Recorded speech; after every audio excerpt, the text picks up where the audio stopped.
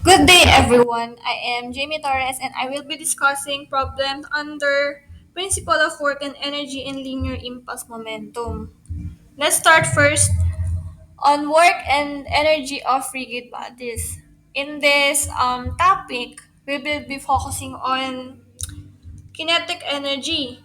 There are three types of kinetic energy, which are translation, a rotation about a fixed axis, and general plane motion. But in this problem, we will gonna tackle the rotation about a fixed axis. So let's start with the problem. The 10 kilogram uniform slender rod is suspended at rest when the force of 150 Newton is applied to its end. Determine the angular velocity of the rod when it has rotated 90-degree clockwise from the position shown. The force is always perpendicular to the rod. So we have FBD here. We have a reaction for the support pin, which is hindi naman nakaka-apekto sa ating whole system. Kaya, ano na lang natin siya. Hindi natin siya papansinin kasi wala siyang reaction. And we have also the force weight, and of course, the applied force na 150 Newton. So, this problem, ay solve natin siya using the principle of work and energy. Ang equation ng principle of work and energy is initial kinetic energy plus total work of force and weight equals to final kinetic energy. So, let's start first isolve yung initial kinetic energy natin. So, kung isipin natin mabuti, yung kinetic energy nga natin ay hindi naman gumagalaw siya nung una. Yung whole system niya is starts from rest, kaya kinetic energy natin ay zero. Wala naman sinabi sa problem na gumagalaw siya kaagad, di ba? And for final kinetic energy, we have the equation 1/2 times mass moment of inertia times the times omega squared. And ito yung ginamit nating formula because nagfo-focus nga tayo sa rotation about a um, fixed axis. So, meron, kailangan pala natin isolve dito ay yung mass moment inertia, hindi pa natin siya alam, at yung omega natin, hindi pa rin natin alam. Yung omega natin, ito yung hinahanap sa problem na yun nga yung angular velocity. So, hanapin na natin yung mass moment of inertia. So, for this rod, we have the equation 1/3 times yung mass ng rod natin and yung length, tas naka-squared. And sabi sa problem, we have the 10 kilogram rod and of course yung length ng rod, which is 3 meters. So for the mass moment inertia, we have 30 kilogram meter squared. And yung nakuha natin to, i-insert natin siya here. Dito natin siya i-insert. Kaya naman, 1/2 times 30 times omega squared. Makuha natin ang equation for kinetic energy, which is 15 omega squared. So, nakakadalawa na tayo. And ngayon, i-ano na natin, tawag dito, i-compute natin yung total work of force and weight. So, unahin na natin yung total work ng force or sa force. So, for this um, equation, we have work of force is equal to work and yung distance ng force natin. So, dahil nga yung applied force ay pa-clockwise daw, ibig sabihin pag ganun siya, and 90 degrees yung ay iikot niya na pag ganun, yun yung gagamitin natin. And kailangan in terms of radians. So, meron tayong equation dito for radians. And ito na yung ating distance of force. So, ito yung ating pi over squared. Nilagay natin and yung r. Ano ba yung r? Yung r natin ay yung 3 meters. So, parehas lang siya nung radius. Yun yung radius. At saka yung distance nung 150 na magta-travel clockwise. So, makukuha natin sa distance ng force ay 3 pi over 2. So, meron na tayong distance and syempre yung applied force, which is yung 150. Makukuha na natin yung work of force, which is yung 225 pi joules. So, next naman is kuhanin natin yung work by weight o work of weight na ginagawa ng weight. Ano ba yung weight ng rod nga natin? Ano ba yung weight ng rod natin is 10 kilograms.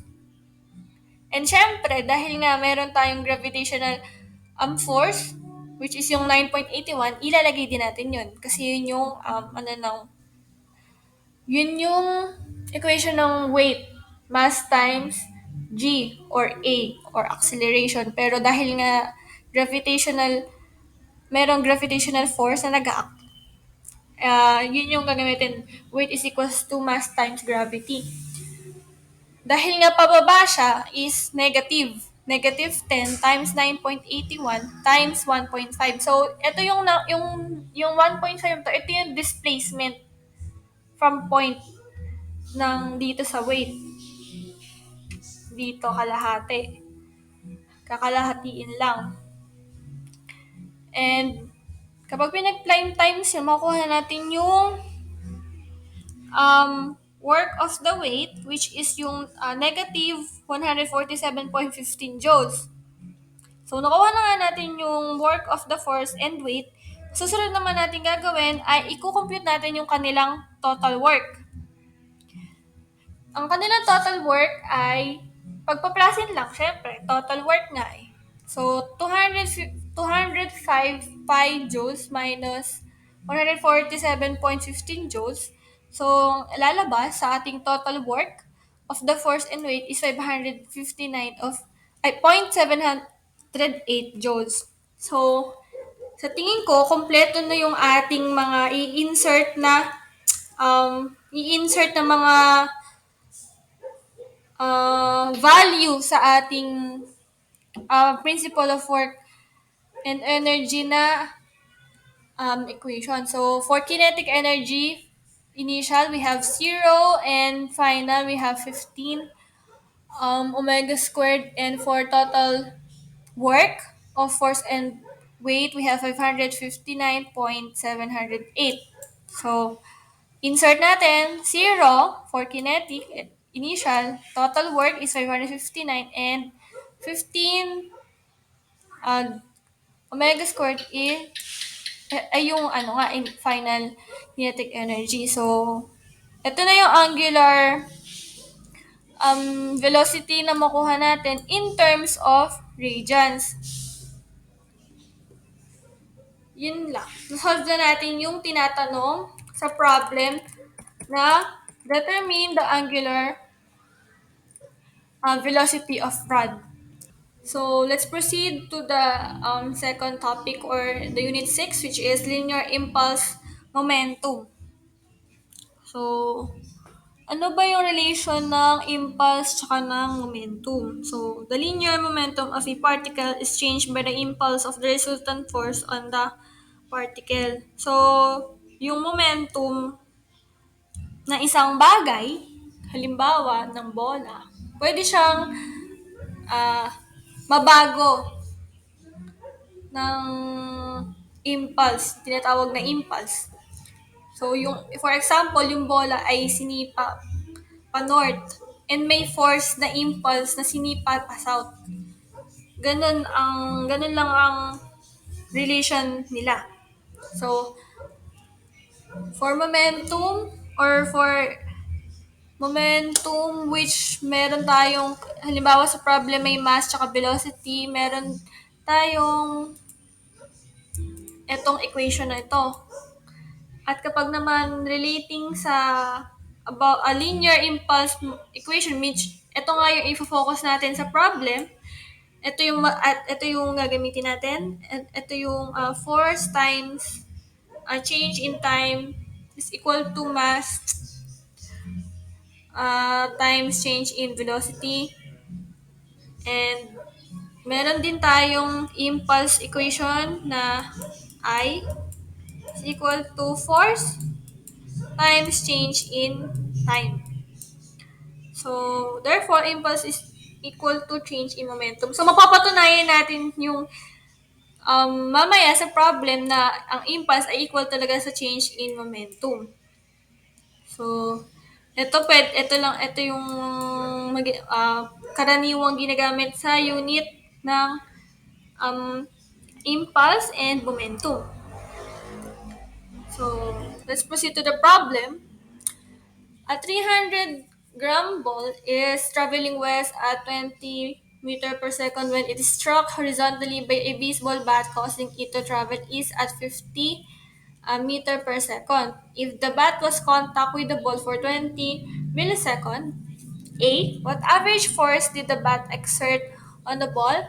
B. Calculate the impulse exerted on the ball. And C. What is the change in momentum of the ball? So, tatlo yung nahanap, yung average force, impulse, and yung change in momentum. So, for us to understand more the problem, meron tayong FBD or illustration.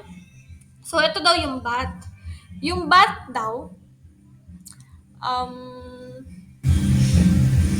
hinampas yung bat.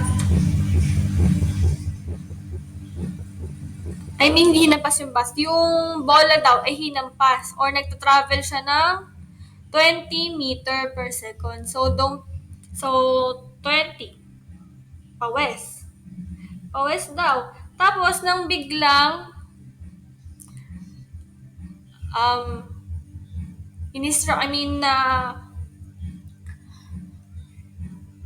tumama siya sa bat or pinatama siya sa bat na causing daw na mag-travel naman siya ng opposite direction. Ito yung force na in-exert dito sa bat. Tapos, para mag-travel siya ng 50 meter per second, pinalo yung bat, opposite direction.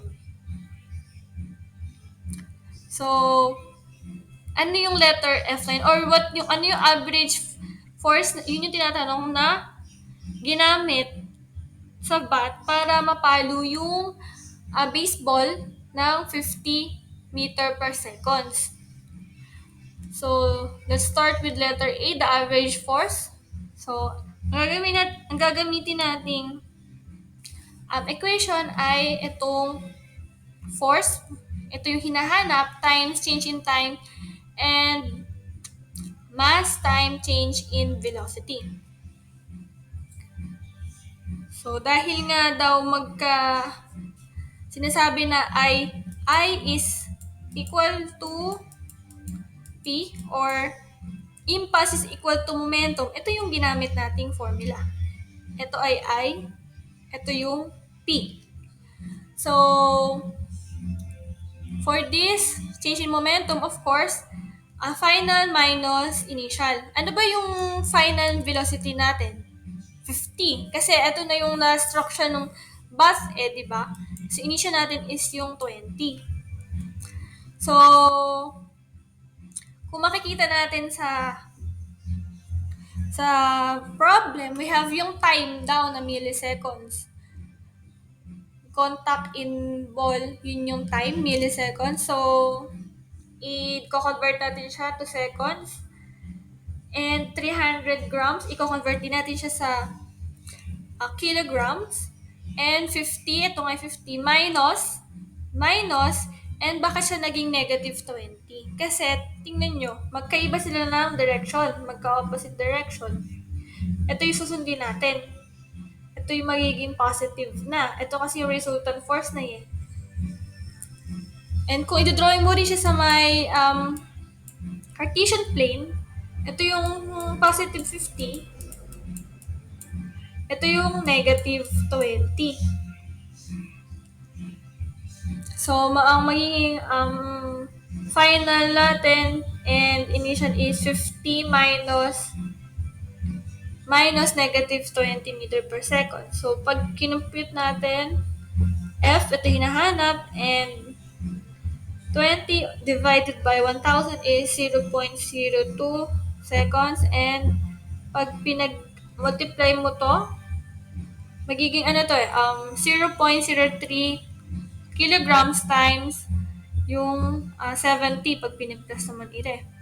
So, 21 ang lalabas, and pag dinivide both side, 21 over 0.2 seconds ay makakompute natin yung average force na 150 newtons. So, meron na tayong force. And second, yung impulse acted on the bus. So, ito yung formula nga na for impulse, I is equal to force times change in time. So, ang change in time natin is 0.20 seconds. And yung force na compute natin kanina is 150 or Newton. And lalabas nga is 21 Newton a second. Yun yung unit. And change in momentum, meron tayong equation katulad kanina na ito, change in momentum is equal to mass times change in velocity.